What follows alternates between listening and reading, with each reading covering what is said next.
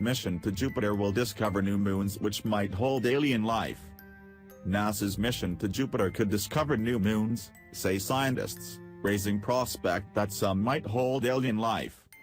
The Juno spacecraft was due to enter the planet's orbit on Tuesday morning, but mission controllers were expecting a bumpy ride because of radiation and space debris.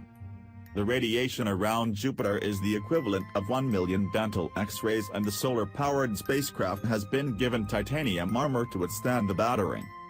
Scientists are hoping to find out whether Jupiter has a core and what triggers the spectacular auroras which can be seen at the planet's poles. But Scott Bolton said that Juno would also discover new moons. Jupiter is known to have at least 67 moons, but some of the larger satellites, like Europa and Ganymede, are thought to have vast oceans which could harbor life. "There is no question we will discover new moons of Jupiter," said Mr. Bolton, principal investigator of the Juno mission. Little is known about Jupiter. Scientists are not even sure if there is a solid core beneath its turbulent atmosphere or what drives the enormous magnetic field which surrounds the planet. The Juno spacecraft, named after the Roman goddess and wife of Jupiter, is packed with 9 instruments capable of peering into the planet's heart. It will fly 2,600 miles above the cloud tops, 3,000 miles closer to the surface than any other mission has ever achieved.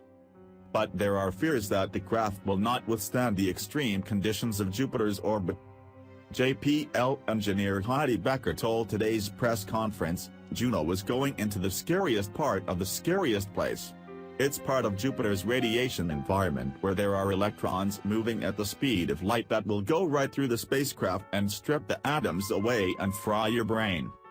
Asked if the titanium casing would be strong enough to stand up to the radiation, she added, "It better be."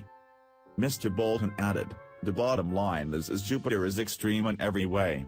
I studied the radiation belts a lot and I know more about those, but the truth is it has the strongest magnetic field, it has the strongest gravity field, and we're flying the fastest of any spacecrafter and we're carrying these giant solar arrays. But I look at it and think, what were we thinking? But we've got the world's best engineers working this out. I'm confident it's going to work, but I'll be happy when it's over and we're in." The orbit insertion burn tomorrow morning will put Juno in a large ellipse around the planet that takes just over 53 days to complete. A second burn in mid-October will tighten the orbit to just 14 days. It is then that the science can really start.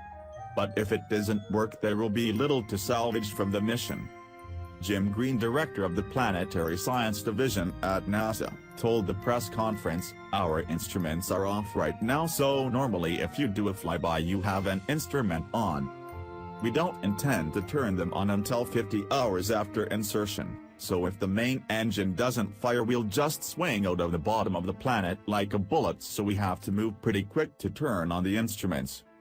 We fly by so fast we lose most of the opportunity."